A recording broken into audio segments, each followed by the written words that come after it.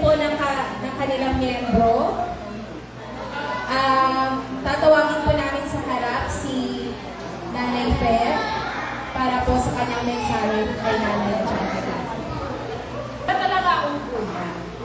Kaya, bawal kuya.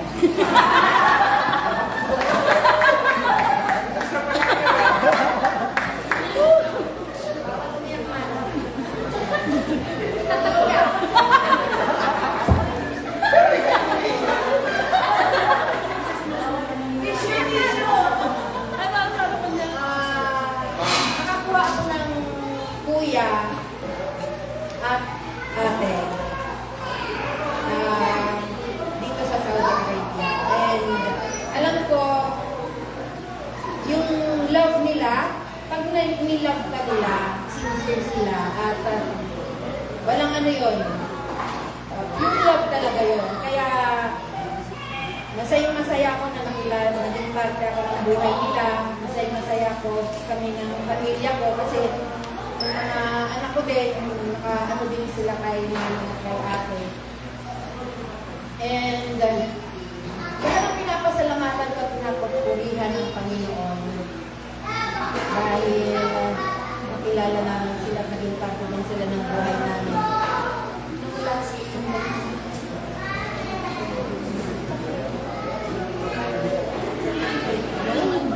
Parang gawain yung na anong daw.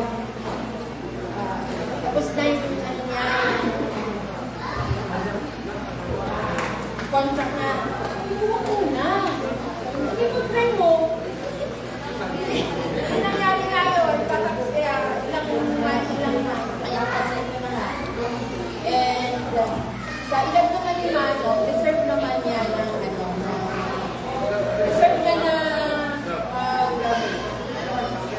ma-enjoy ang fruit ng kanyang labor. Kaya lang, alam mo, ang pinapanalangin ko sa Panginoon, kasi ayaw ko na, kasi nakikita ko malakas si Mano, kasi iba matagal dito, tapos umuwi sa Pilipinas, umili na.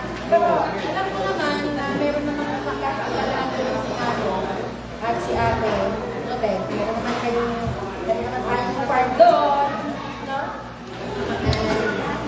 Mano, mag-fishing sila. Salamat sa Panginoon dahil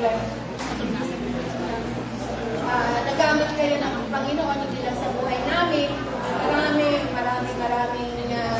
mga kapatid ang na-bless sa buhay niyo and continue on serving the Lord dahil alam na natin kung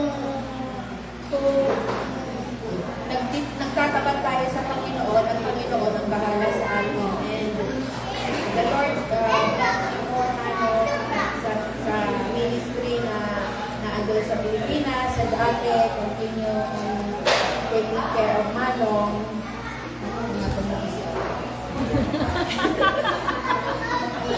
And continue loving and serving the Lord and patuloy lang na masaganang biyaya ang dumaloy at umagos sa inyong buong sambahayan. Yun lamang. And tatalangin ang tatandaan ng mga ito.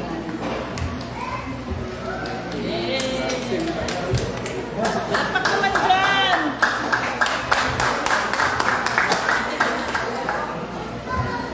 Maraming salamat po, Nanay Fer. So, reserve po muna yung message ni Pastor Alan. Mamaya na lang daw po. So, ngayon po, tinatawagan po ang karanglan. Ready na ba kayo sa inyong presentation? Todo bigay din ba? Katulad ng Llanera? Ay, Okay na. Pinabangon namin yung kasi bakit ba?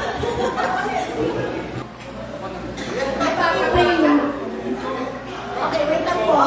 Ayan po sila nung mga, hindi naman siguro angry. Mga yang lang po. Wait lang po ha, wait lang po.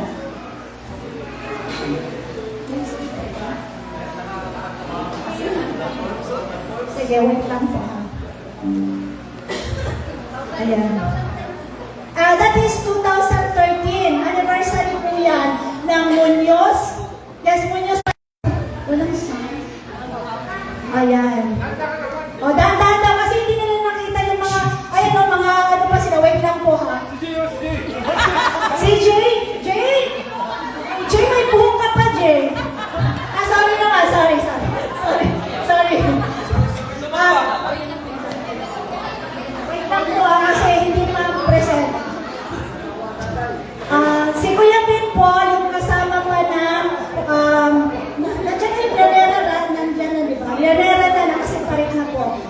ano lang.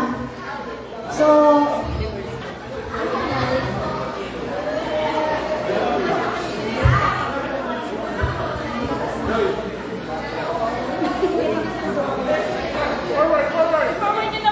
Next slide, please. Next slide. Next slide. sorry.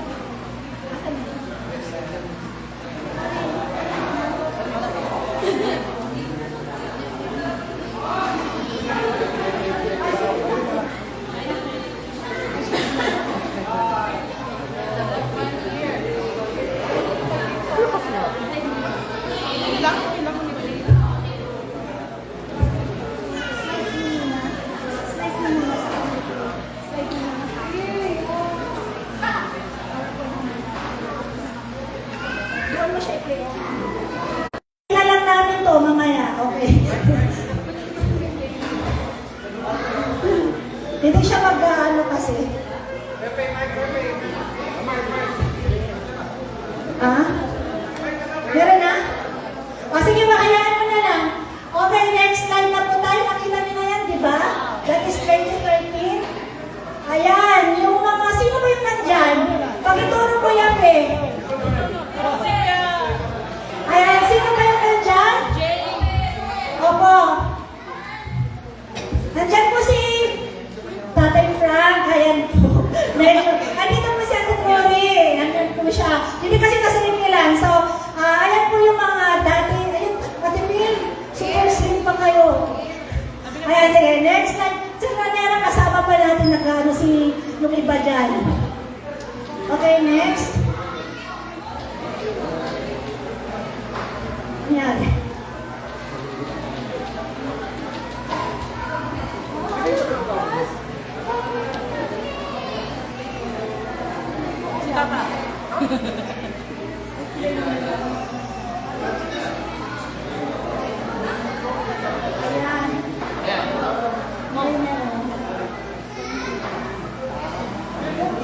Ayan yung presentation. Active po talaga si Ate Flor at saka si Kuya Frank. Pag sinabi po na may presentation, ayan. During that time, ito po yung saso.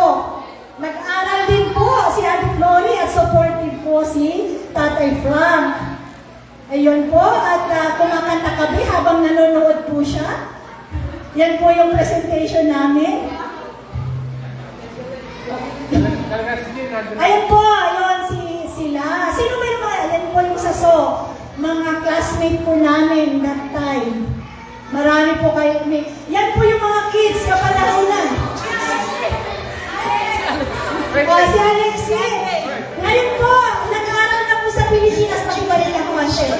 Gusto nila makita yung ano.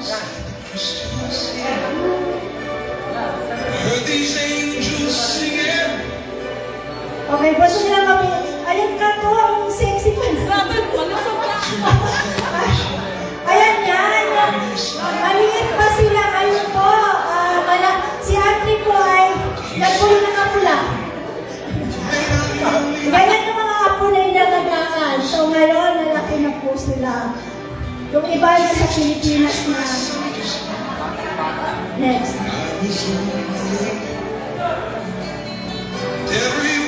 Sa mga basketball po, sa Royal Garage, yan po yung panahon doon na pumupunta din po kami. Nanalo po, champion po ang Munoz.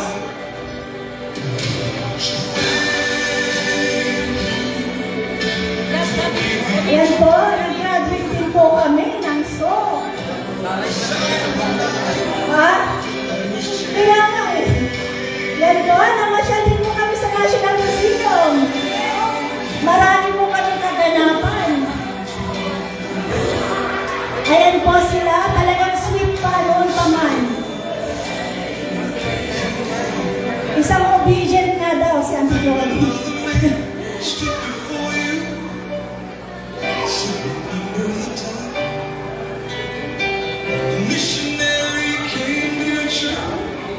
Sino yung big nun? Si Marty? Ayan po, napaka-sweet po nila. Kahit saan, nakukuhanan po sila ng picture. Lumabas po kami sa Royal po yan. Birthday ni Kuya Ken.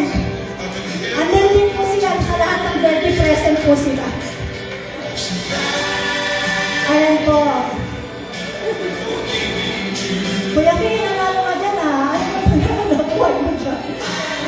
Ayan. Ate Jo, nakasilip ka doon, no? Talaga lang si Ate Jo. Nasama ka doon. Birthday ulit ni Ken. Present ulit. Ano din si Ate Flori? Nag-message po siya. That time. Yan po yung member natin ng music. Ayun pa. Andun sa kilid ka pa po.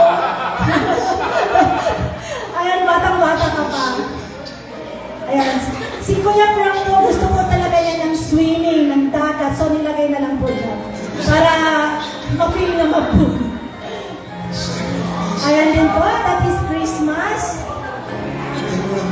Si Vince nandun, no? Ayun, si Kuya Sherwin, nandun ka Kuya Sher? Ang sempit ang payat.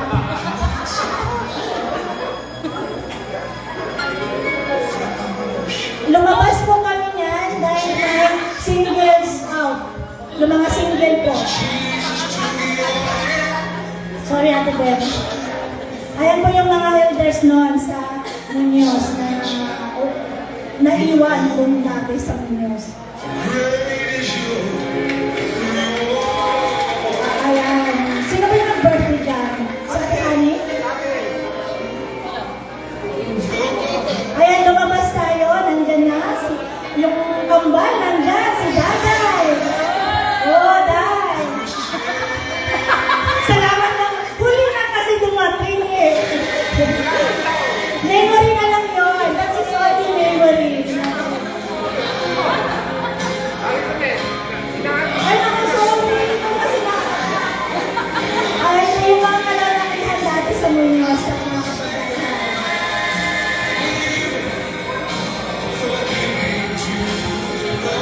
Yan.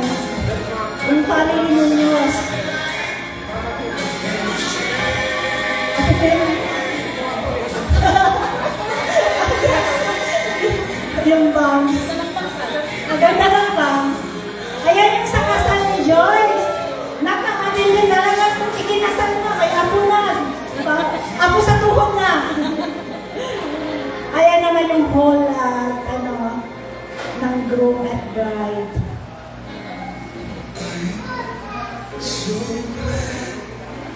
Okay, sa karangalan na po, andun pa rin sila kahit saan na. Kasama pa rin namin sa birthday po yan ni Sophie.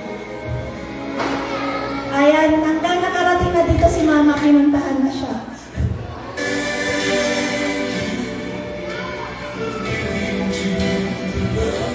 So, we were gonna miss you, but for sure, na magkita-kita pa din po tayo.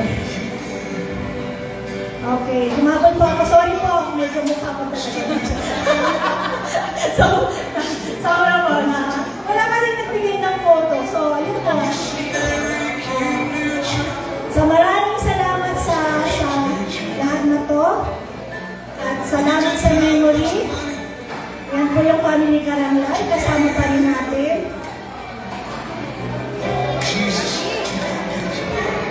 May the Lord God continue to bless you with good health, peace, love, and happiness to enjoy for many more years from Karanglan family. Pray na yan. The Lord bless you and keep you. The Lord make His face shine on you and be gracious